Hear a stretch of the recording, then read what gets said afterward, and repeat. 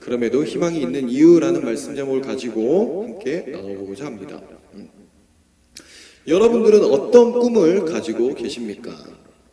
꿈이라고 하면 보통 나는 커서 뭐가 될 거야 하는 어떤 직업적인 것을 연상하게 되는데, 꿈은 단순하게 그런 것만을 얘기하는 것은 아니죠.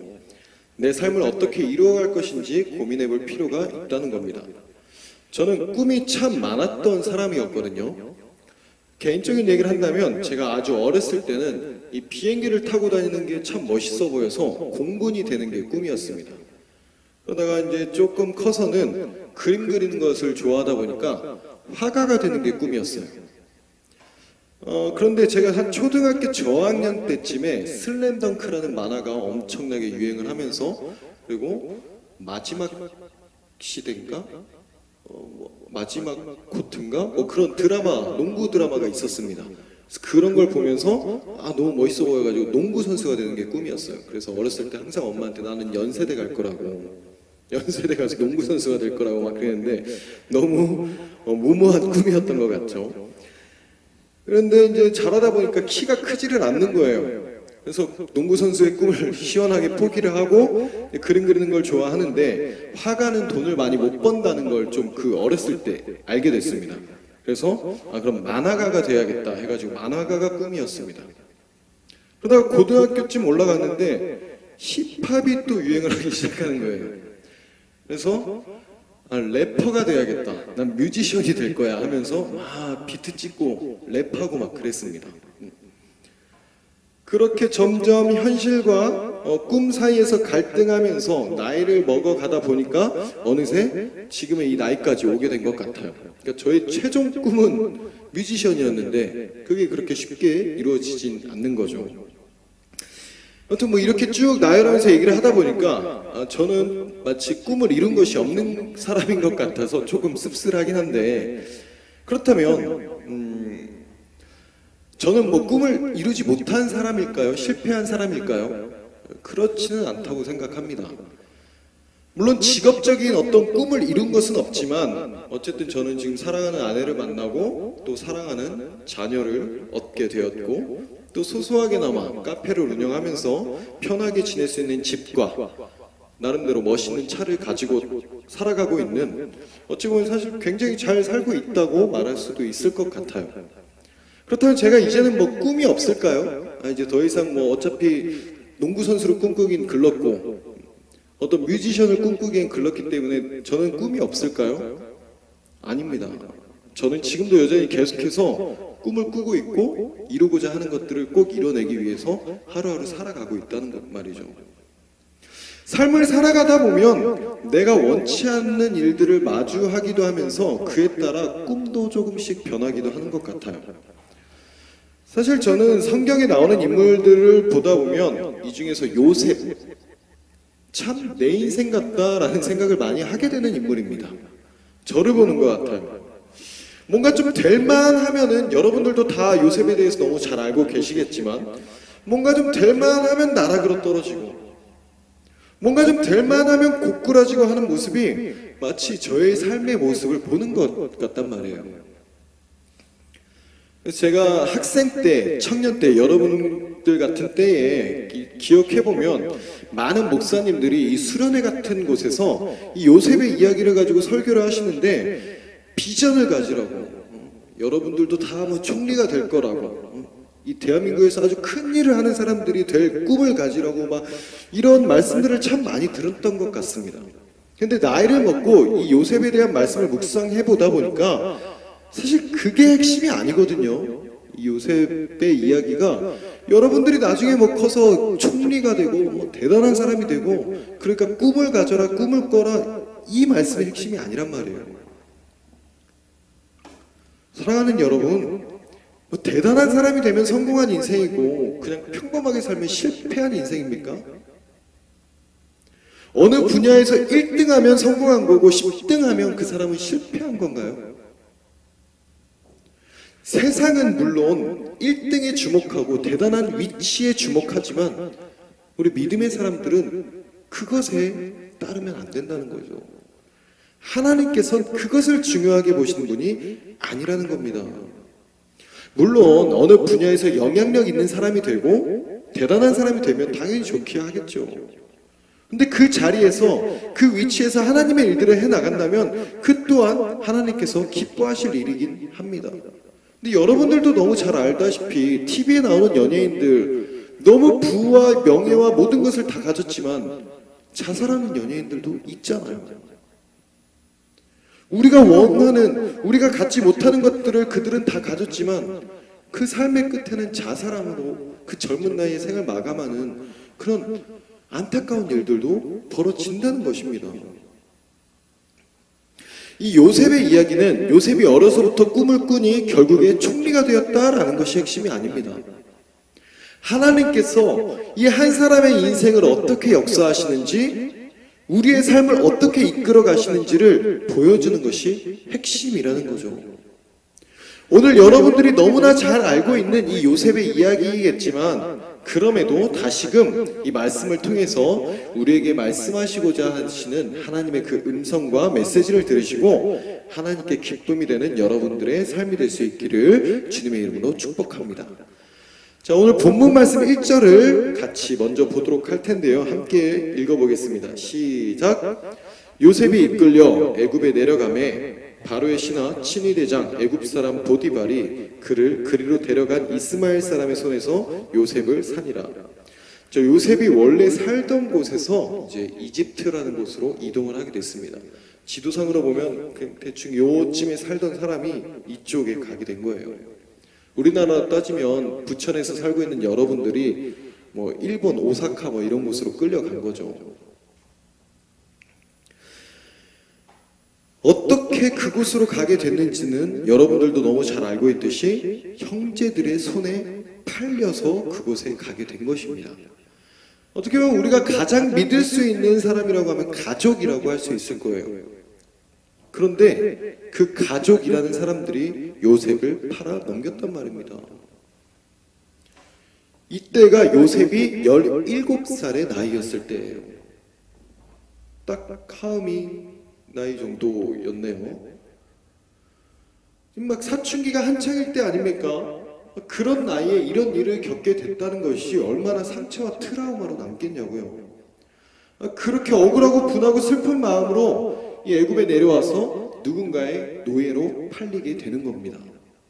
자신이 살던 곳에서 아버지로부터 사랑을 독차지하며 이쁨만 받던 그 17세의 소년이 한순간에 노예로 전락하게 돼버린 거예요. 여러분 같으면 어떤 마음이 들겠습니까? 원함과 분노와 그 끓어오르는 미움이 그 속에 가득하지 않겠냐고요. 근데 그런 상황 속에서 너무나 다행인 것 하나가 있었습니다. 그것이 무엇이었나요? 2절과 3절을 보겠습니다. 2절과 3절 함께 읽어보겠습니다. 시작. 여호와께서 요셉과 함께 하심으로 그가 형통한 자가 되어 그의 주인 애굽 사람의 집에 있으니 그의 주인이 여호와께서 그와 함께 하심을 보며 또 여호와께서 그의 범사에 형통하게 하심을 보았더라. 하나님께서 요셉과 함께 하셨다는 것입니다. 형제들로부터 버려졌어요. 고향 땅에는 돌아갈 수 없을 정도로 멀리 타국에 왔습니다. 사랑받는 가정의 아들에서 언어와 문화가 다른 사람의 노예로 신분이 바뀌어버렸습니다. 최악의 상황 속에 놓이게 되었지만 유일한 희망 하나는 뭐였다고요? 하나님께서 함께 하셨다는 것입니다. 여러분 기억하십시오. 우리 주변의 모든 상황과 모든 환경이 내 삶을 최악의 모습으로 만든다 할지라도, 아무런 희망이 없고 도저히 답이 안 나오는 상황에 있다 할지라도 하나님이 함께 하시면 끝난 것이 아니라는 것입니다. 우리 끝날 때까지 끝난 것이 아니다라는 말이 있죠. 세상 사람들이 보기에 야 너는 끝났다, 야 네 인생은 완전 끝났다 라고 말하는 상황 속에 있을지라도 내 삶 가운데 하나님이 함께 하시면 그 인생은 끝난 인생이 아니라는 것입니다. 그 최악 같은 상황에 놓인 요셉이었지만 다른 사람들이 보기에도 하나님이 그와 함께 하시는 것이 보일 정도였다고 말씀하고 계시잖아요. 요셉이 만약에 스스로의 삶을 비관하고 자책하고 자신의 삶은 이제 끝났다고 우울해하고 있었다면 과연 그의 주인이 요셉을 보면서 여호와께서 그와 함께 하신다라는 생각이 들었겠냐는 것입니다. 그런 최악의 상황에서도 요셉은 한 가지 끈을 놓지 않고 있었다는 거예요. 그 한 가지 끈이 뭐라고요? 하나님께서 나와 함께하고 계신다. 그 생각이 그의 마음에 가득하게 자리 잡고 있으니 그 최악의 상황에서도 그는 하나님의 사람다운 모습을 나타낼 수가 있었던 것이고, 그 모습을 보는 이들로 하여금 하나님이 함께 하시는 사람으로 보여질 수가 있었다라는 거죠. 요셉의 이러한 모습이 여러분들의 삶 가운데서도 나타나기를 소망합니다. 자, 그런 중에 이제 이 요셉에게 시험이 닥치게 돼요. 7절 말씀을 볼까요? 7절. 그 후에 그의 주인의 아내가 요셉에게 눈짓하다가 동침하기를 청하니,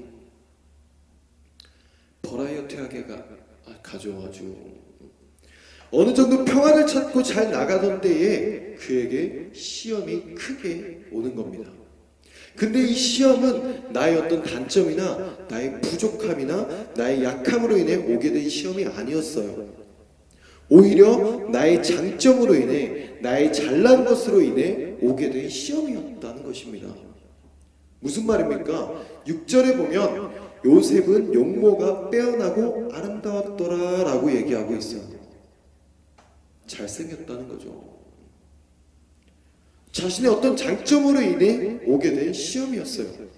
게다가 이 시험은 언제 왔다고요? 평안할 때, 잘 나갈 때. 사람이 긴장을 하고 있으면 그나마 시험에 잘 안 넘어갈 수가 있습니다. 그런데 어떤 때에 시험에 빠지느냐 하면 편할 때 시험에 빠져요. 위기가 닥치는 거예요. 모든 것이 안정되고 편안할 때 긴장이 풀어지면서 위기를 맞이하게 된다는 것입니다. 우리가 너무도 잘 알고 있는 다윗도 그렇게 편할 때에 범죄를 저지르지 않았습니까? 그리고 또 하나, 요셉은 지금 20대 초중반의 나이가 되었을 때란 말이에요. 한창 때였습니다. 여기서 말하는 그 주인의 아내가 못생겼을까요? 여러분 한번 상상을 해보자고요. 막 여자가 꼬시는데 그 여인이 못생겨가지고 요셉이 그것을 뿌리칠 수 있었을까요? 이 아내는 누구의 아내였습니까? 바로 왕, 우리가 알고 있는 이집트 파라오 왕의 친위 대장의 아내였습니다. 고위 관직에 있는 사람이었다는 거예요. 소위 말하는 부와 명예를 가진 사람의 아내였다는 거죠. 그럼 부와 명예를 가진 사람이 못생긴 아내를 얻었을까요? 어디 못난 아내를 얻었겠습니까? 아니겠죠. 마음만 먹으면 뭐든지 다 가질 수 있는 위치에 있는 사람인데 외모 또한 얼마나 받겠냔 말입니다. 그런 아리따운 여자가 지금 요셉을 유혹하고 있다고요. 게다가 요셉이 17살의 그 어린 나이에 타국에 넘어와서 얼마나 외로웠겠습니까? 사랑이 필요할 수 있는 충분한 시기를 지내고 있는 이때에 아주 넘어가기 쉬운 너무나 강력한 시험이 그에게 찾아왔다는 거예요. 우리 여러분들도 남자분들이 지금 많은데 각자가 좋아하는 여자 아이돌이나 여자 연예인이 있을지 모르겠습니다. 근데 그 정도 되는 외모에 그런 연예인들이 여러분에게 이렇게 다가온다고 하면 그것을 여러분들은 과연 버틸 수 있을까요? 그렇게 좀 생각을 해보면 쉬울 수 있을 것 같아요. 처음에는 어찌저찌 당황해서 좀 피했을 수 있겠습니다만, 근데 이게 한 번이 아니었단 말이죠. 우리 10절을 한번 볼까요? 10절 함께 읽어보겠습니다. 시작. 여인이 날마다 요셉에게 청하였으나 요셉이 듣지 아니하여 동침하지 아니할 뿐더러 함께 있지도 아니하니라. 날마다예요, 날마다. 어떻게 보면 좀 부럽기도 할 것 같아. 날마다 요셉한테 나랑 같이 자자, 나랑 같이 있자, 얼마나 애교와 막 아양과 별걸 다 하지 않았겠어요. 절대 쉬운 시험이 아니란 말이죠. 매일같이 날마다 이쁜 여자가 유혹을 하는데 그 한창 때 20대 청년이 넘어가지 않는다는 것이 결코 쉬운 것이 아니라는 겁니다. 근데 이 요셉은 어떻게 합니까? 동침하지 아니할 뿐더러 아예 함께 있지도 않았다고 얘기하고 있습니다. 죄라는 것이 그렇습니다, 여러분. 곁에 두고 있으면 언젠가는 그것에 잡아먹히게 되는 것이 죄의 속성이라는 거예요. 죄로부터 아예 멀어지는 여러분들이 되시기를 주님의 이름으로 축복합니다. 죄라는 게 그래요. 옆에 두고 있으면 나는 절대 안 넘어갈 거야 라고 하지만 그게 눈앞에서 자꾸 아른거리면 넘어갑니다. 애초에 아예 죄를 옆에 두지 않는 여러분들이 되시기를 소망합니다. 자, 우리 9절 말씀을 한번 볼게요. 함께 읽어보겠습니다. 시작. 이 집에는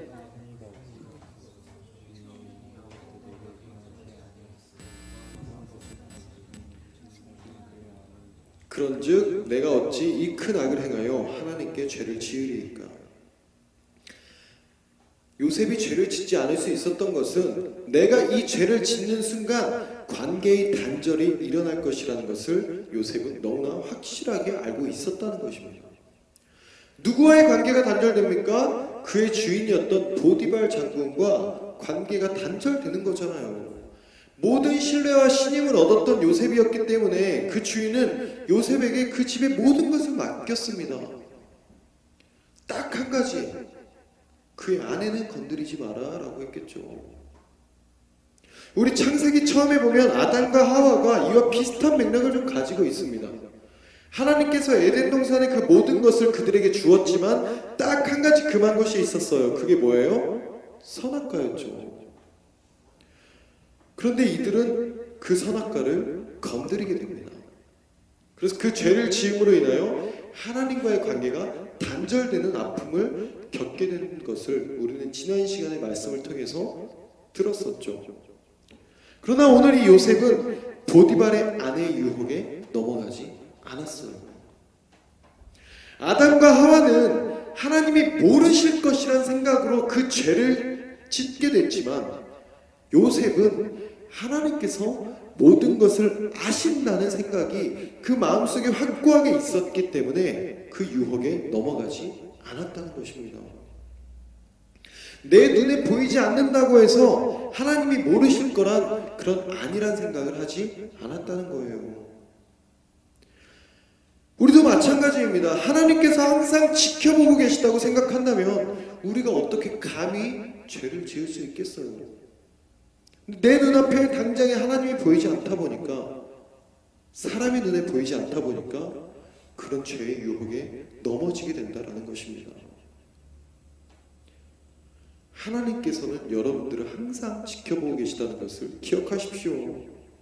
그러한 생각과 자세가, 그러한 원칙과 신념이 저와 여러분 가운데 확고하게 잡혀있기를 소망합니다. 그런데 너무 애석하게도 이 믿음의 시험을 이겨낸 요셉에게 돌아오는 것은 또 다른 고난이었어요. 우리 17절에서 19절을 보겠습니다. 함께 읽어볼까요? 시작. 이 말로 그에게 말하여 이르되 당신이 우리에게 데려온 히브리 종이 나를 희롱하려고 내게로 들어왔으므로 내가 소리질러 불렀더니 그가 그의 옷을 내게 버려두고 밖으로 도망하여 나갔나이다. 그의 주인이 자기 아내가 자기에게 이르기를 당신의 종이 내게 이같이 행하였다는 말을 듣고 심히 노한지라. 지금 아내가 말하는 얘기입니다. 유혹에 실패한 이 보디발의 아내는 아예 없는 말로 이제 그의 남편에게 요셉을 해코지하는 겁니다. 요셉이 자신을 덮치려 해서 소리 지르고 막았다고 거짓말하는 거죠. 얼마나 억울합니까? 얼마나 억울해요. 요셉은 최선을 다해서 그 집의 일들을 했습니다. 그 덕에 그 집은 더 잘 살게 되었어요. 그것은 그 집의 주인인 보디발만 아는 것이 아니었습니다. 그 집에서 일하고 있는 모든 사람들이 다 알고 느꼈을 것이란 말이죠. 그의 아내 또한 그것을 알고 있었을 겁니다. 그러나 자신의 욕심으로 인해 복의 근원이었던 그 요셉을 끊어내게 되는 결과를 맞이하게 되는 것입니다. 얼마나 미련한 모습이에요. 죄는 이렇게 판단을 흐리게 하고 사람을 망가뜨려 버립니다. 자신뿐만이 아닌 여러 사람에게 피해를 주게 되는 것이잖아요. 아무튼 그렇게 요셉은 억울하게 감옥에 들어가게 됩니다. 우리 20절을 볼까요? 20절 읽어보겠습니다. 시작. 이에 요셉의 주인이 그를 잡아 옥에 가두니 그 옥은 왕의 죄수를 가두는 곳이더라. 요셉이 옥에 갇혔으나. 너무 억울하고 너무 화나고 너무 분노에 찰만한 일을 겪게 됐습니다.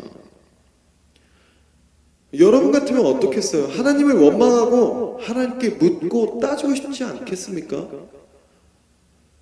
더 나아가서 내가 정말 하나님의 사람이 맞긴 맞는 건가? 하는 의심이 들 것 같기도 할 것 같아요. 사실 저는 살아가면서 부끄럽지만 이런 생각을 할 때가 조금 많이 있었거든요. 차라리 내가 어떤 죄를 짓고 내가 정말 어떤 잘못을 해서 안 좋은 상황에 놓이게 되면 그거는 좀 납득이 된단 말이죠. 내가 이거 잘못해서 내가 그때 이거 잘못해가지고 하나님께서 나한테 벌을 내리셨나 보다 생각하고 하나님 앞에 무릎 꿇고 회개라도 할 텐데 내 나름대로 하나님 앞에 최선을 다하고 하나님 뜻대로 살아가겠다고 노력하며 사는데도 불구하고 내 앞에 어떤 억울한 일들과 참지 못할 일들이 벌어지게 되면 이해가 안 되는 거잖아요. 납득할 수가 없는 거지 않습니까?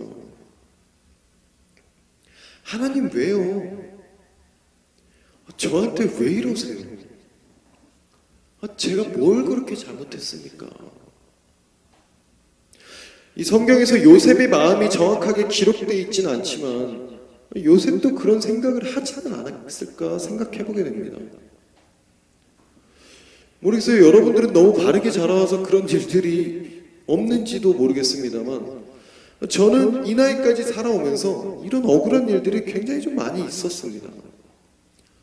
여러분들도 아시다시피 제가 교회 봉사를 안 하는 게 아니잖아요. 많은 일들을 하잖아요. 근데 삶의 일들이 막 잘 풀리지가 않는 겁니다. 막 억울한 마음이 가득해요. 사실 지금도 좀 있기는 있어요. 하나님 왜 이렇게 안 해주십니까? 왜 이렇게 안 열어주세요? 너무 지치고 너무 좌절하고 너무 무너져 내리는 거죠.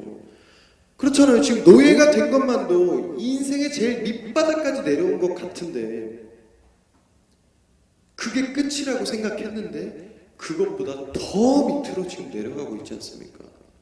이제는 노예가 아니라 범죄자가 됐어요. 그것도 너무 억울하게 너무나 수치스러운 죄명으로 범죄자라는 타이틀을 그 인생에 도장이 찍히게 되는 겁니다.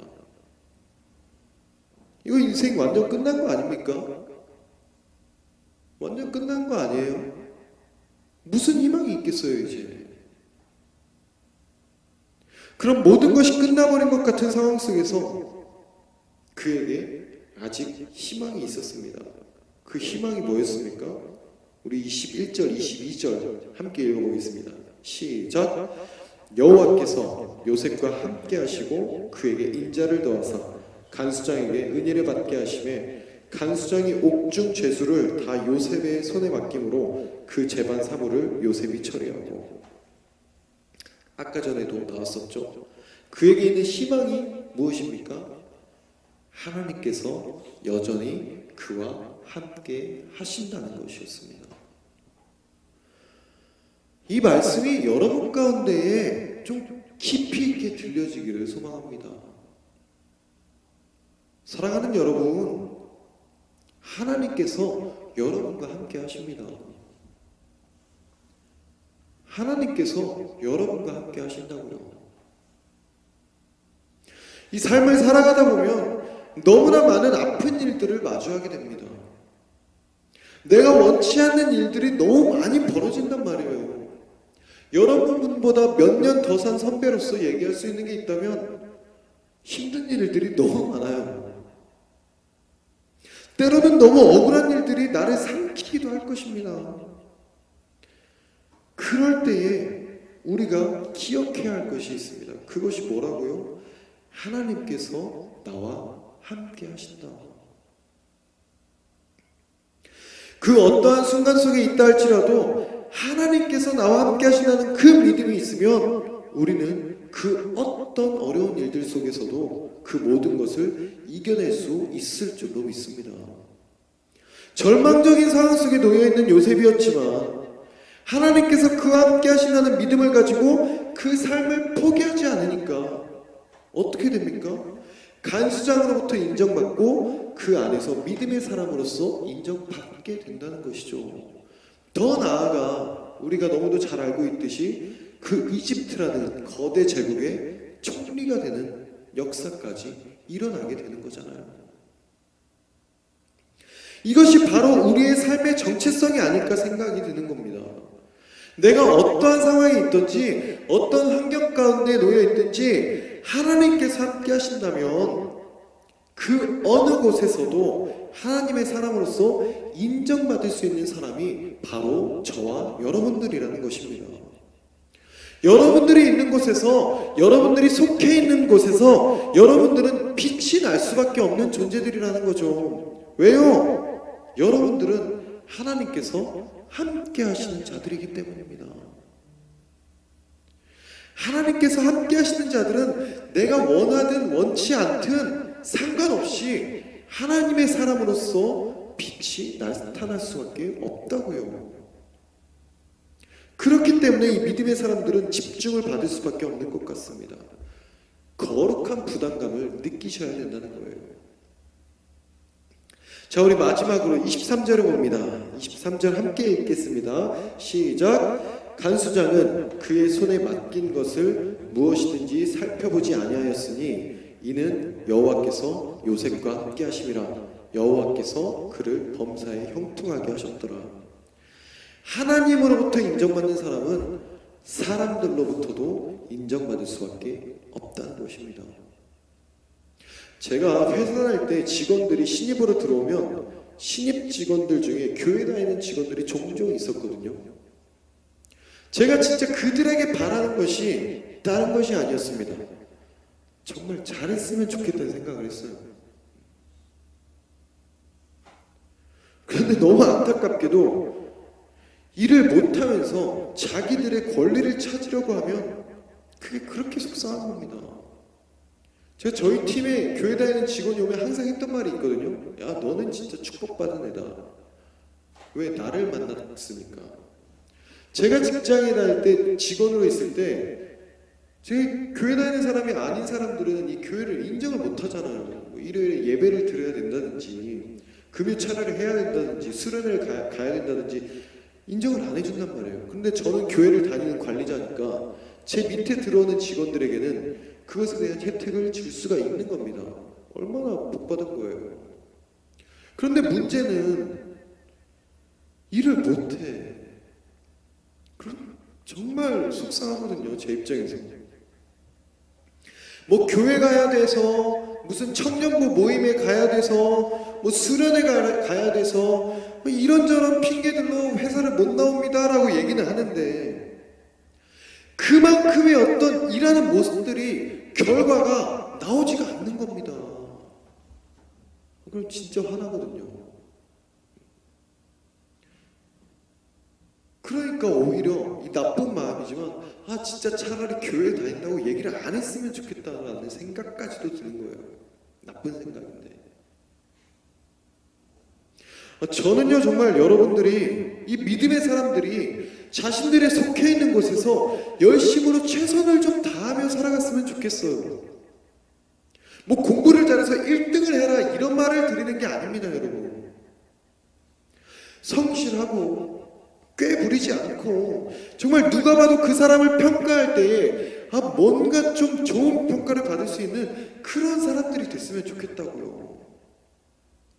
공부 못할 수 있고 일 못할 수 있어요. 그런데 그런 것과 여러분들이 삶을 하루하루 살아가는 그 삶의 모습들은 별개란 말입니다. 공부를 아무리 잘한다 한들 믿음이 안 가는 사람들이 있어요. 일을 아무리 잘한다 해도 못 믿어온 사람들이 있다고요. 그와 반면 공부를 조금 못해도 일을 조금 못해도 믿고 맡길 수 있는 사람들이 있습니다. 신뢰가 가는 사람들이 있다고요. 그것이 진짜 믿음의 사람들이 나타내야 할 모습이 아니겠습니까? 여러분들이 그런 사람들이 되셨으면 좋겠다고요. 누군가가 여러분들을 떠올렸을 때 걔는 참 믿음직스러운 사람이야. 걔는 참 뭐든 열심히 해. 걔는 믿을만해. 이런 평가를 받아야 하는 건 아니겠냐고요. 그래서 왜 그렇게 그 사람이 믿음직스럽고 열심히 하고 뭔가 좀 달라 보였는데 왜 그랬나 알아봤더니 교회를 다니는 사람이요. 신앙생활을 하는 사람이었어. 그래서 달랐구나. 그래서 그랬구나 하는 그런 정말 믿음의 사람의 모습이 여러분들을 통해서 나타나야 되는 것 아니겠냐는 겁니다.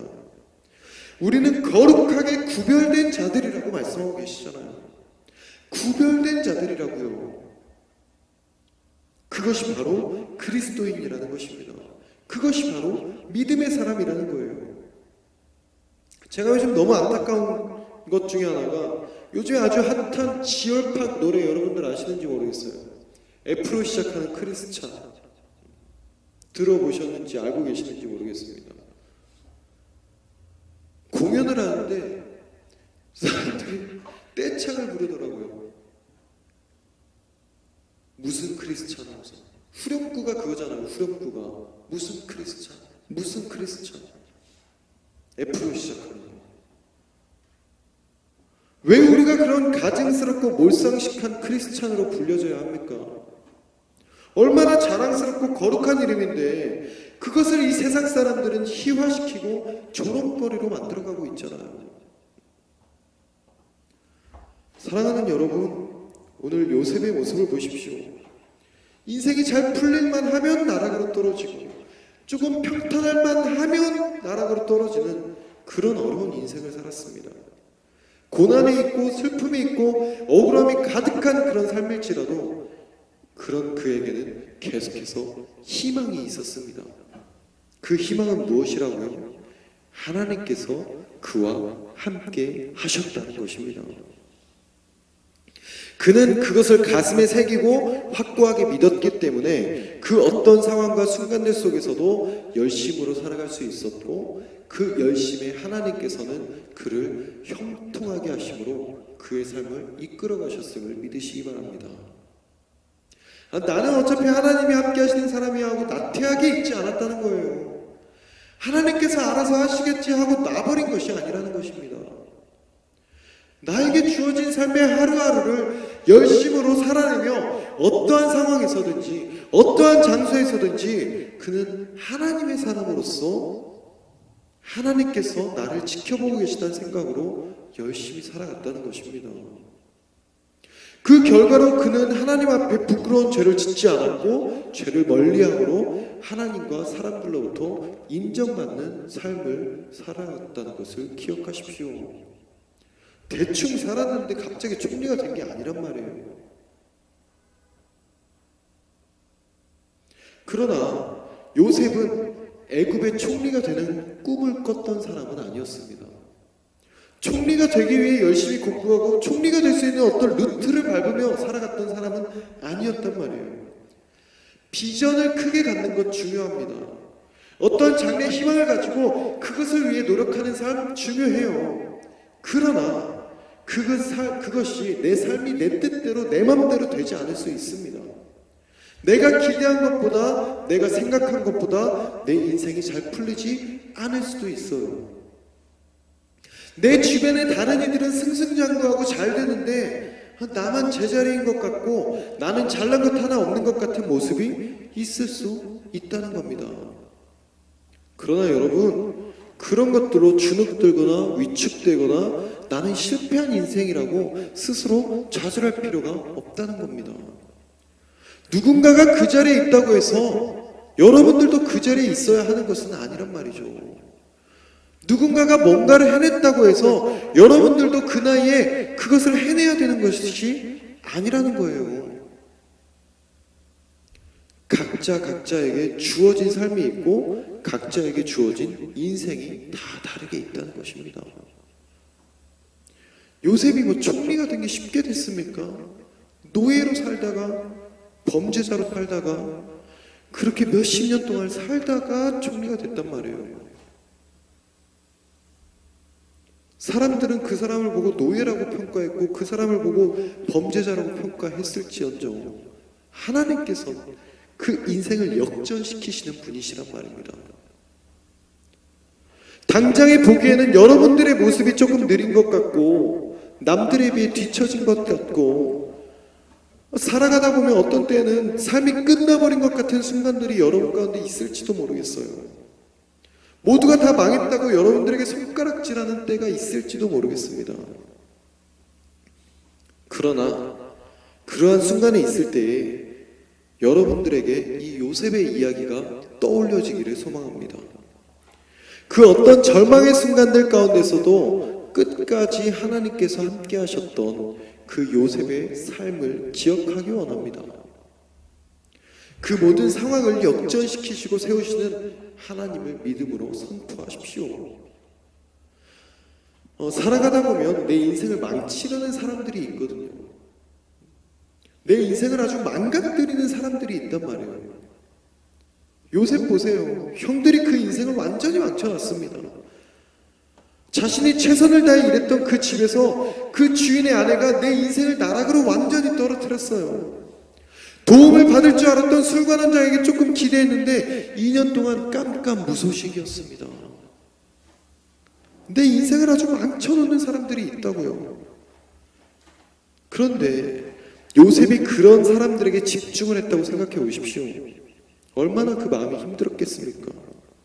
사람이 싫어지고 트라우마로 가득해서 우울증에 정신병 걸리지 않겠습니까? 그러나 요셉은 자신을 망쳐버린 그 망가뜨린 사람들에게 집중을 한 것이 아니라 자신과 함께하는 하나님께 집중했다는 사실을 기억하기 원합니다. 사람들로부터 상처받고 미움이 커질 수밖에 없는 그런 순간들이 있을지라도 그런 것들에 시선을 두지 말라는 거예요. 오직 내 삶을 끝까지 붙잡고 계시는 하나님을 향해서 시선을 두시는 여러분들이 되기를 소망합니다. 여러분들의 꿈은 여러분들이 생각하는 것보다 하나님께서 더욱 크게 이뤄 나가실 것입니다. 그 꿈을 이뤄 나가시는 하나님께서 여러분과 함께 계시다는 것을 기억하십시오. 삶의 어떤 순간에서 하나님이 나와 함께 하신다는 것을 믿음으로 여러분들이 가는 모든 발걸음이 하나님께서 형통케 하시는 역사가 여러분들의 모든 삶 속에 있기를 주님의 이름으로 축복합니다.